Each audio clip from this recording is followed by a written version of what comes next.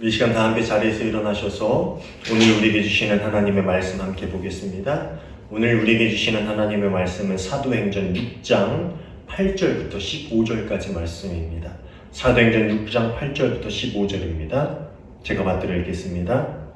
스데반이 은혜와 권능이 충만하여 큰 기사와 표적을 민간에 행하니 이른바 자유민들 즉 구레네인 알렉산드리아인 길리기아와 아시아에서 온 사람들의 회당에서 어떤 자들이 일어나 스데반과 더불어 논쟁할세 스데반이 지혜와 성령으로 말함을 그들이 능히 당하지 못하여 사람들을 매수하여 말하게 하되 이 사람이 모세와 하나님을 모독하는 말을 하는 것을 우리가 들었노라 하게 하고 백성과 장로와 서기관들을 충동시켜 와서 잡아가지고 공회에 이르러 거짓 증인들을 세우니 이르되 이 사람이 이 거룩한 곳과 율법을 거슬러 말하기를 마지 아니하는도다.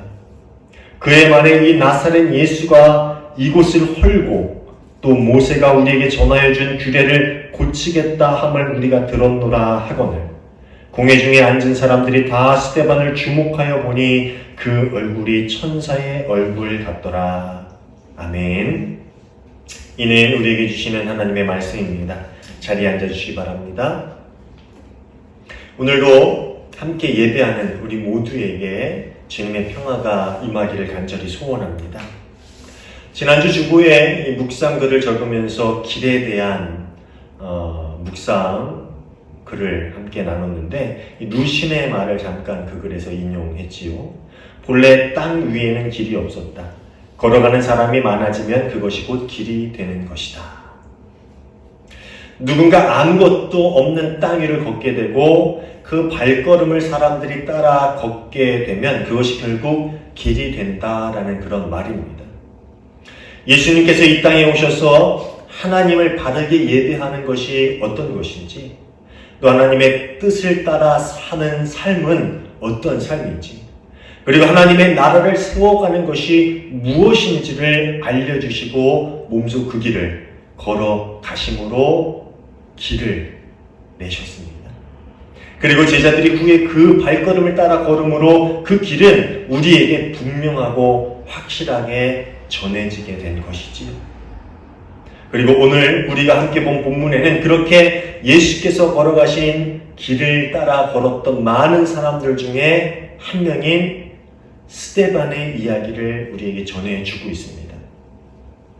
6장 1절부터 7절까지의 본문은 초대 공동체 안에서 생겼던 그 갈등을 해결하기 위해서 사도들은 말씀 전하고 기도하는 일에 전념하고 구제하는 사역을 감당할 수 있는 7명의 사역자를 세우게 되는데 그 7명이 누구인지를 우리에게 전해주고 있습니다. 그 7명의 이름은 스데반, 빌립, 브로고로, 니가노르, 디몬, 바메나 그리고 니골라였다라고 전해줍니다. 혹자는 그 사역자가 과연 7명 뿐이었겠는가? 많은 사람을 세웠는데 그 중에 7명을 이렇게 이야기하고 있는 것이다 라고 말하기도 합니다. 어쨌든 이 구제를 감당할 수 있는 사역자, 그 안에서 또 다른 일을 감당할 수 있는 그런 사람들을 뽑을 때의 기준으로 삼은 것이 있는데 그것이 바로 성령과 지혜가 충만한 사람이었습니다. 그런데 누가가 본문에서 이 성령과 지혜가 충만한 7명의 사역자들 중에서 특별히 주목하여 보고자 한 사람이 하나 있었는데 그게 누구냐면 바로 스데반이라는 사람이었습니다.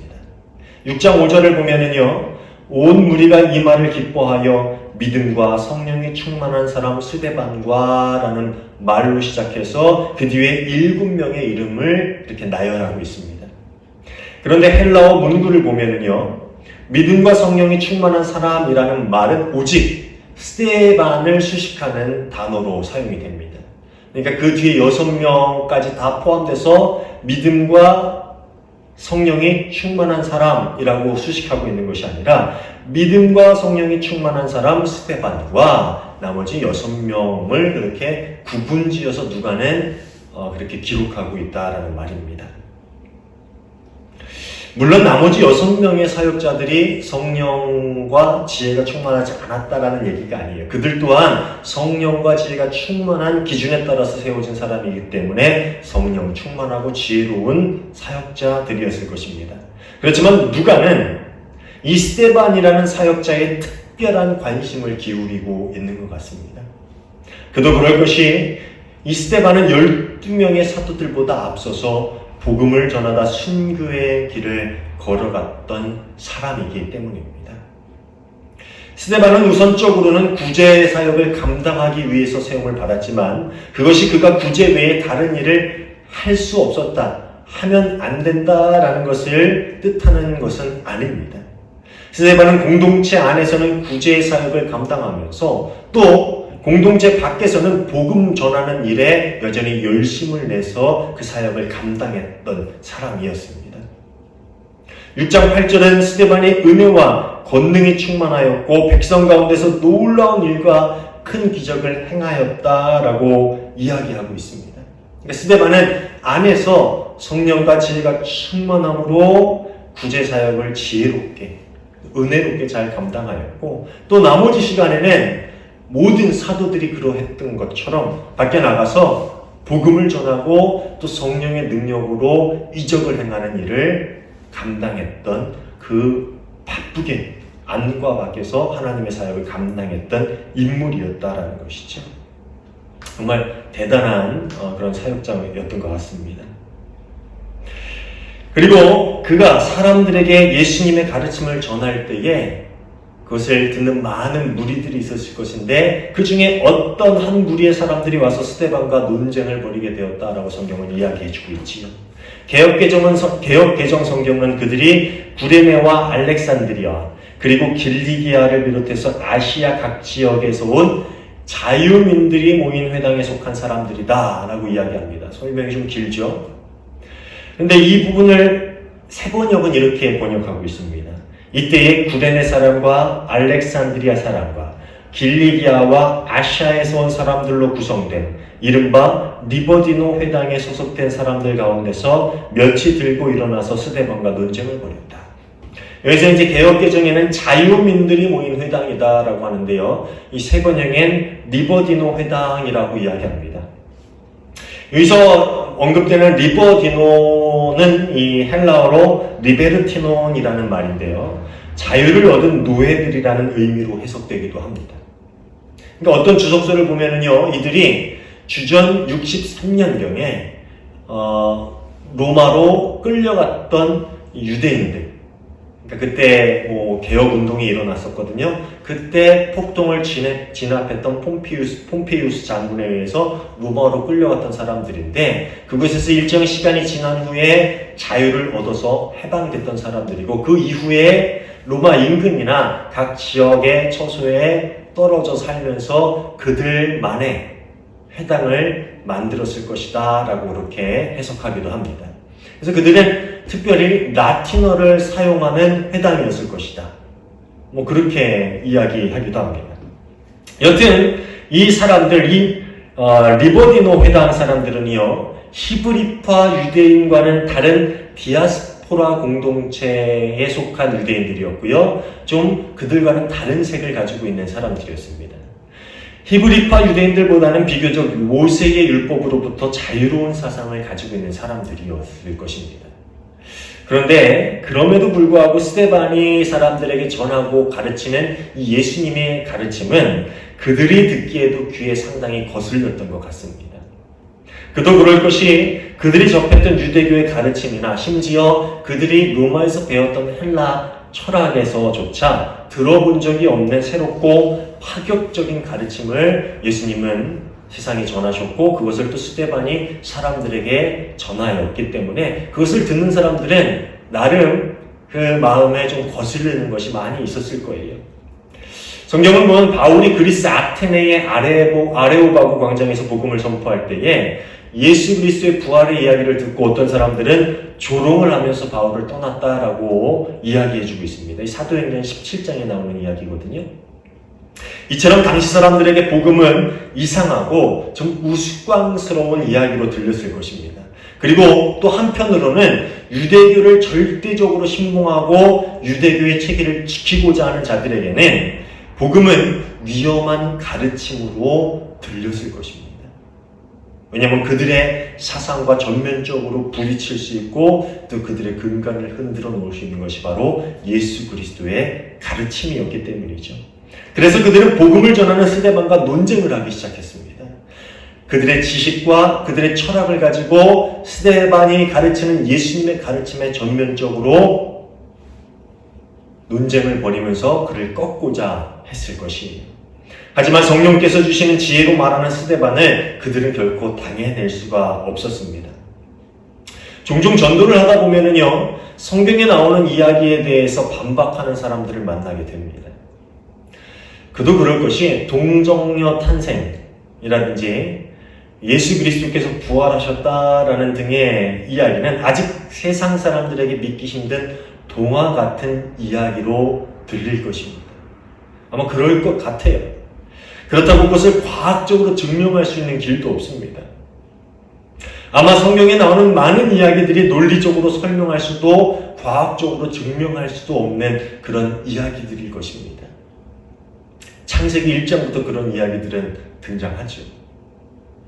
그렇기 때문에 성령께서 주시는 지혜가 아니고는 우리는 결코 하나님의 말씀을 전할 수도 없습니다.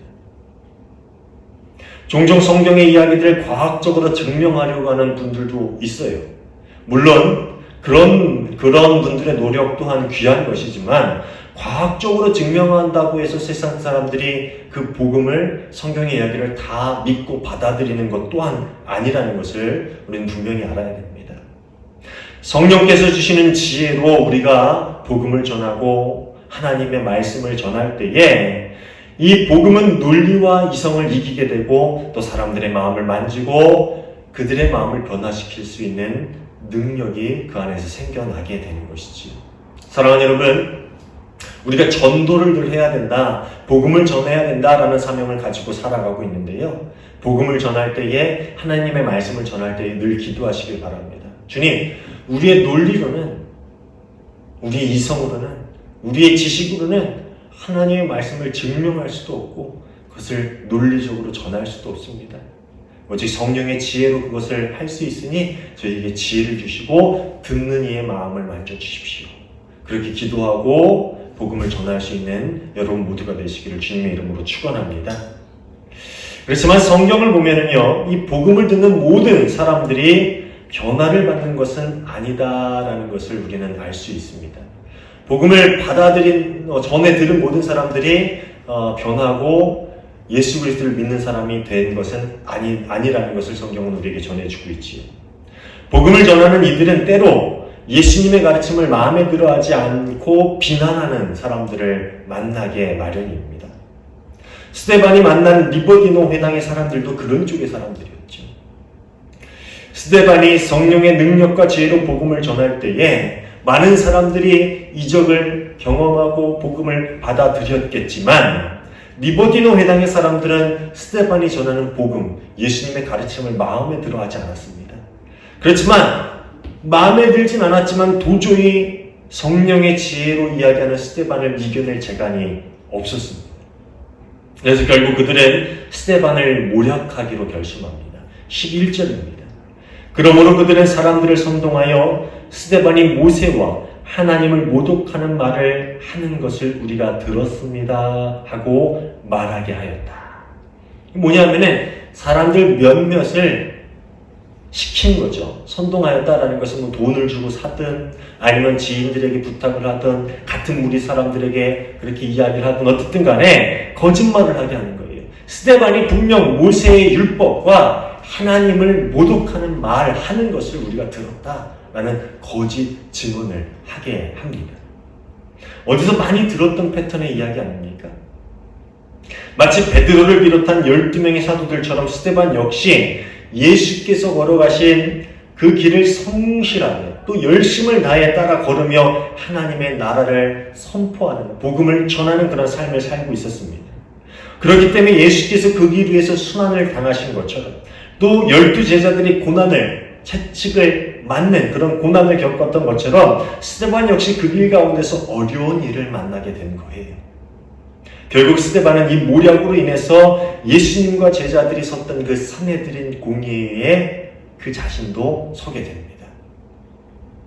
복음을 반대하는 이들은 율법학자들과 장로들까지 부추기게 되고 결국 공의회를 소집하게 됩니다. 그리고 거기서 거짓 증인까지 세워서 스데반을 죽이려고 모의하게 됩니다. 거짓 증인들의 말은 이래요. 이 사람은 쉴 새 없이 거룩한 곳과 율법을 거슬려 말을 합니다. 이 거룩한 곳은 성전을 이야기하는 거죠. 이 사람이 나사렛 예수가 이곳을 헐고 또 모세가 우리에게 전하여 준 규례를 뜯어 고칠 것이라고 말하는 것을 우리가 들었습니다. 그들은 어떻게 하면 공의회원들이 이 스데반을 사형시킬 수 있을까에 대해서 너무나도 잘 알고 있는 사람들이었어요. 비록 정통파 히브리파 유대인, 정통파 히브리파 유대인들과는 다른 디아스포라 유대인들의 회당에 있던 사람들이었지만 그들 역시 어떻게 하면 산헤드린 공의회원들의 마음을 움직일 수 있을지에 대해서 잘 알고 있었다는 말입니다.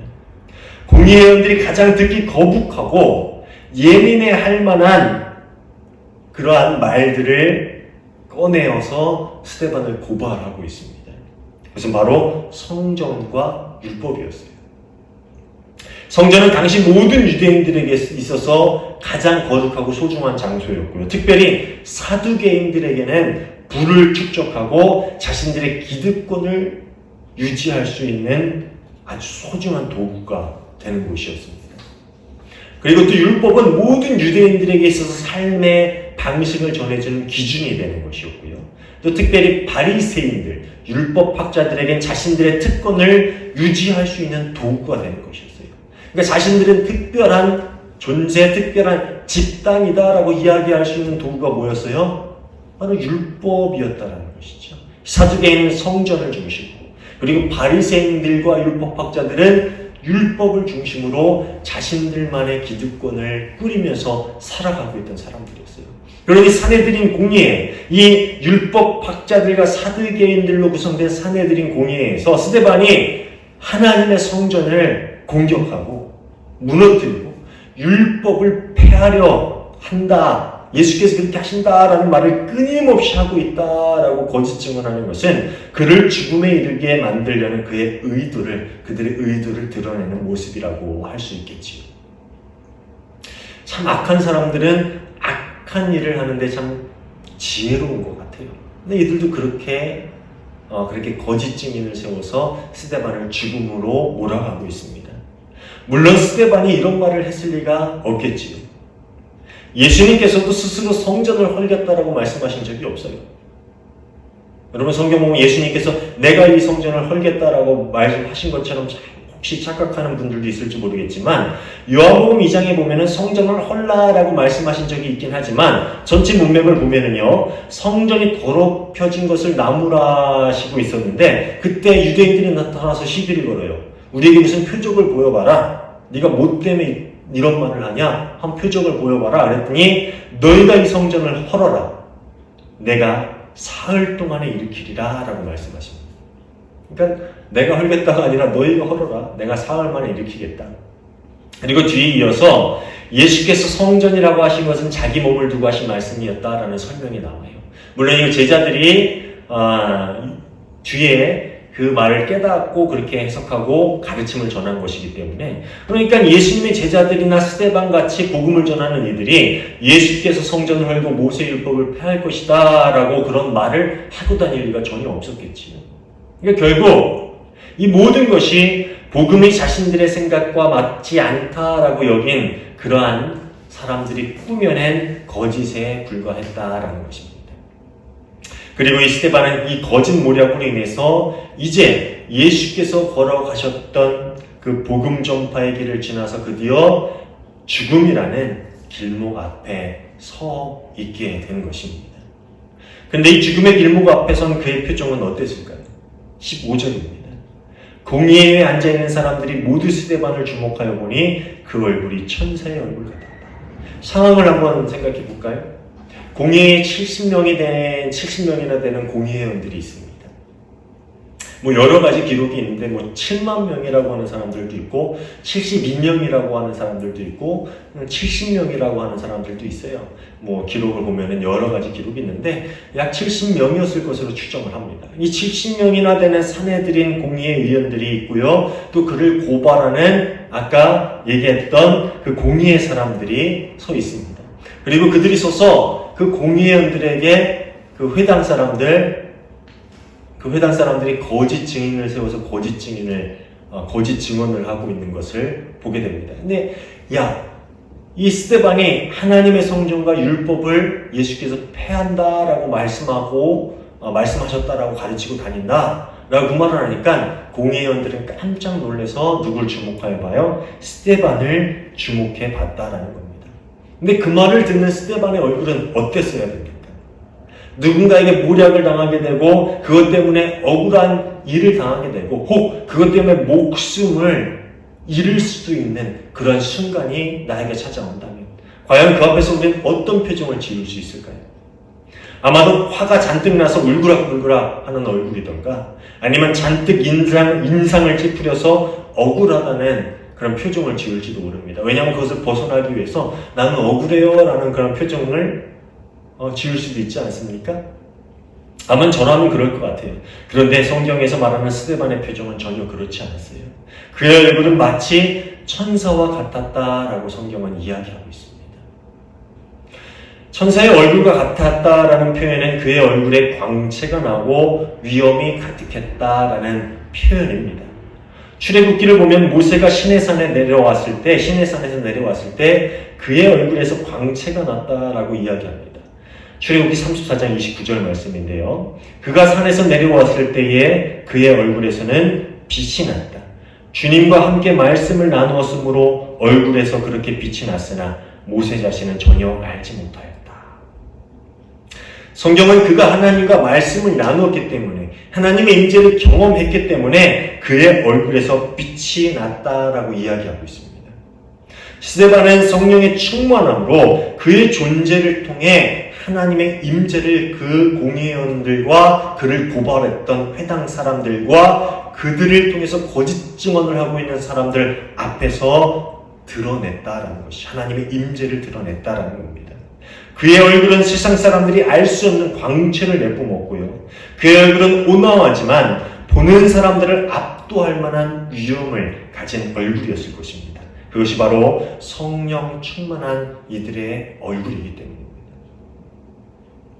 종종 부흥회가 끝나고 나면은요, 은혜를 받고 눈물 범벅된 성도들을 종종 마주치게 됩니다. 여러분도 그런 분들 종종 본 적이 있으시죠?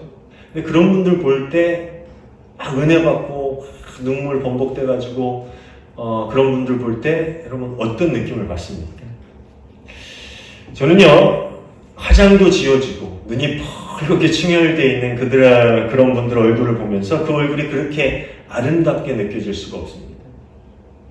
여자는 화장빨이다라는 말이 있죠. 그렇죠? 그런데 성도는 은혜빨, 성령빨이다라는 말이 맞는 것 같아요. 은혜를 받은 얼굴은요, 뭐라고 표현할 수 없는 아름다움과 빛이 나게 마련입니다. 이런 화장을 하지 않아도 얼굴이 잘났던 못났던 간에 은혜 충만한 얼굴, 성령 충만한 얼굴은 그 얼굴을 통해서 하나님의 임재를 세상 가운데 드러내게 되는 법이지요. 하나님이 이제 막 공회의원들 앞에서 또다시 하나님의 말씀을 선포하려는 스데반에게 임재하셨고요. 그의 얼굴을 하나님의 능력으로 또 성령의 충만함으로 밝게 밝히셨습니다. 스데반을 죽이려고 모의한 사람들이나 그에게 사형을 선고할 공회의원들이 봤을 때에 스데반은 죽음을 눈앞에 둔 두려움과 근심이 가득한 얼굴이 아니라 마치 하나님을 대면하고 있는 천사와 같은 얼굴을 하고 있었다라고 성경은 이야기하고 있습니다. 신약학자인 톰 라이트는요, 그의 이 얼굴을 이렇게 표현하고 있습니다. 그는 마치 성전처럼 하늘과 땅이 겹쳐지는 지점에 서 있는 것 같았다. 멋있는 말 아닙니까? 그는 마치 성전처럼 하늘과 땅이 겹쳐지는 지점에 서 있는 것 같았다. 스데반은 우리와 마찬가지로 땅 위에서 살아가는 사람이었지만 그의 삶, 그의 입술, 그리고 심지어 그의 얼굴을 통해서까지 그는 하나님의 임재를 드러내었기 때문에 그는 동시에 하늘의 삶, 하나님 나라를 살아가는 인생이었다라고 말할 수 있을 것입니다. 사랑하는 여러분, 저와 여러분 모두가 이런 인생이 되기를 소원합니다. 어느 순간에는 하나님의 임재를 드러내는 삶, 복음에 순종하며 살아가기에 누군가에게 비난을 받을 때에도, 또 때로는 억울한 일을 겪게 될 때에도, 또 때로는 누군가의 거짓과 속임수로 인해 어려운 일을 당하게 될 때에도, 때로는 억울한 일을 당하게 될 때에도 우리 안에 있는 분노를 드러내기보다는 우리 안에서 역사하시는 성령님의 뜻을 드러내며 마치 천사와 같이 하나님의 거룩하고 위엄 있는 그러한 모습을 세상 가운데 드러낼 수 있는 그런 삶을 살 수 있기를 간절히 소원합니다. 참 어려운 일이지요. 그렇죠? 저도 가끔 화가 나는 일이 있으면 욱하고 그 화가 제 얼굴과 입술을 통해서 표출되는 경우가 있어요. 근데 예전에 한번 제가 화를 냈을 때 거울을 본 적이 있어요. 막 화를 내고 거울을 딱 봤는데 깜짝 놀랐어요. 제가 모르는 얼굴이 그 거울에 비춰져 있기 때문이었죠. 근데 얼마 전에 참 재미있는 일을 하나 겪었습니다. 이 예화는요, 제가 제 자신을 드러내기 위한 것도 아니고 자랑하기 위한 것도 아니고 제가 이 일을 통해서 느낀 것이 있기 때문에 들려드리는 것이니 오해하지 않으시길 바랍니다. 딸 아이가 다니는 독서실이 있는데 한 달마다 독서실비 결제를 합니다. 기간이 다 되어서 등록비를 내주기 위해서 하루는 아내와 함께 그 독서실을 들리게 되었습니다. 평소에는 딸 아이에게 카드를 주고 가서 등록을 해라, 결제를 해라 라고 이야기하는데 그날따라 딸 아이가 자꾸 며칠 동안 카드를 놓고 가고 깜빡하고 결제를 못해서 저희가 그 카드를 가지고 결제를 해주기 위해서 직접 등록을 해주기 위해서 그 독서실을 들리게 되었는데요. 그곳에 사장님으로 보이는 한 여자분이, 중년의 여자분이 앉아 계셨습니다. 그래서 그 분에게 딸 아이의 이름을 부르고 알려주고 그 다음에 그 독서실 한 달 그렇게 결제를 하고 돌아왔어요. 그게 다였거든요. 그리고 뭐 독서실 한번 들러보고 가세요 하는데 아예 아닙니다. 공부하는데 저희가 어떻게 들러보나요? 그리고 왔는데 그게 다예요. 제 기억에는 별 이야기를 나눈 것 같지도 않고 그냥 그렇게 등록만 해주고 왔는데 그 일이 있고 나서 얼마 후에 딸아이가 집에 와서 독서실 그 사장님, 그분이 여자분이 자꾸 부모님이 뭐 하시는 분이냐라고 묻더라는 거예요. 그러니까 처음에는 쭈뼛쭈뼛 말을 못하다가 뭐 하시는 분이냐고 물으니까 우리 아버지는 목사님이시고 작은 개척교회에서 목회하고 계세요 라고 이야기했대요. 그러니까 그 사장님이 안 그래도 두 분 분위기가 다른 분과는 좀 다른 것 같아서 물어봤다. 그분들한테 좀 다른 인상이 풍겨서 뭐 하시는 분인가 궁금해서 한번 물어봤어 라고 이야기하셨다는 거예요. 그리고 그 일이 있은 후에 딸아이 독서실비가 50%가 할인이 되었습니다. 이 말씀을 드리는 이유는 저와 제 아내를 드러내고자 우리가 이런 인상을 가진 사람이다 이런 얘기를 하고자 하는 게 아니라 제가 그 이야기를 듣고 한편으로 기분이 좋기도 했지만 한편으로는 가슴이 철렁 내려앉기도 했어요. 그날따라 기분이 좋았는지 아니면 어떤 은혜가 충만했는지 잘 기억은 나진 않아요. 그런데 만약에 반대로 그분이 보기에 저나 아내의 인상이 좋지 않았으면 어떻게 됐을까? 저나 아내의 인상이 별로 좋지 않고 좋지 않은 기억으로 남았는데 나중에 목사라는 거를 알았다면 과연 어떻게 됐을까? 라는 그런 생각이 들었기 때문입니다. 그게 뭐 중요하냐라는 생각을 하시는 분들도 있을지 모르겠지만 우리의 말과 행동, 우리의 표정으로 인해 혹 복음 전하는 일들의 걸림돌이 된다면 그리스도의 이름이 조금이라도 비난을 받거나 모욕을 받게 된다면 그것은 얼마나 또 무섭고 슬픈 일이 되겠습니까? 여러분 한번 그렇게 생각해 보세요.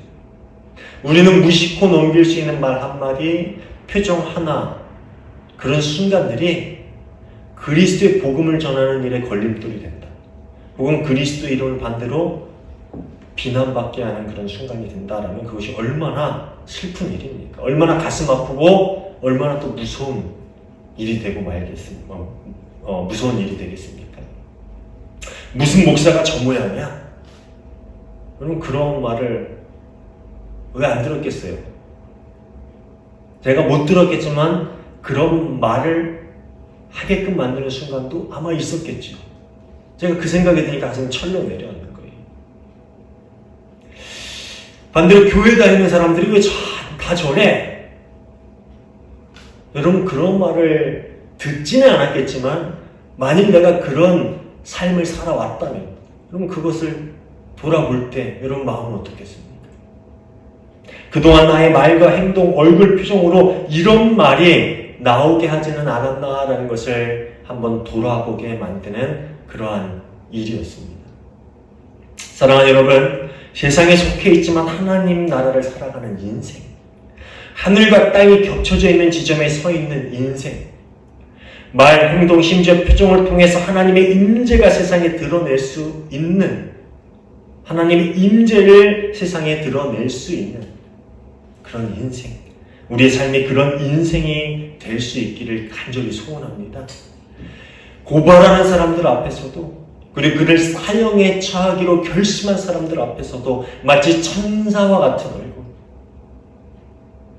땅에 서 있는, 그리고 가장 추악한 마음을 가진 사람들이 서 있는 그 순간에서조차 하늘의 삶으로 하나님의 임재를 드러내고 있는 그 스데반처럼 우리가 속한 어느 곳에서든지, 심지어 우리가 비난을 받고, 심지어 우리가 모욕을 받고, 물론 복음을 위해서 고난을 받고 있는 그 순간 속에서도 우리의 표정, 우리의 말, 우리의 존재의 모든 부분들을 통해서 하나님의 임재가 드러날 수 있는, 마치 천사의 얼굴, 천사의 말, 천사의 삶을 살아갈 수 있는 저와 여러분 모두가 되시기를 주님의 이름으로 축원합니다. 기도하겠습니다. 하나님 감사합니다. 저희를 주님의 자녀 삼아주시고 저희가 하나님 나라의 삶을 살아가게 하심에 감사를 드립니다.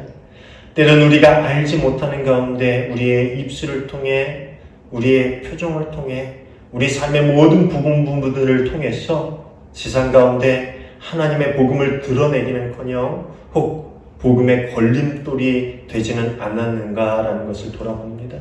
주님, 저희의 모든 삶의 부분들을 주님 주관하여 주시고 동행하여 주심으로 저희가 스데반같이 어느 순간 어느 장소에 서 있든 천사의 얼굴을 드러내는, 즉 하나님의 임재를 드러낼 수 있는 그러한 삶을 살아가는 주님의 복된 자녀 되게 하여 주시옵소서. 우리의 삶을 통해서 우리가 속한 모든 곳에서 복음이 전해지게 하시고 우리의 모든 말과 행동, 우리의 표정을 통해서까지 하나님의 임재가 드러날 수 있는 그런 복된 인생을 살아가는 저희 모두가 되게 하여 주시옵소서. 성령님 역사하여 주셔서 우리의 연약함을 만져주시고 우리가 어느 순간에서든지 그렇게 하나님의 능력으로 살아갈 수 있는 저희 모두가 되게 하여 주시옵소서. 주님께서 늘 함께 하실 줄 믿고 감사하며 예수님 이름으로 기도하옵나이다. 아멘.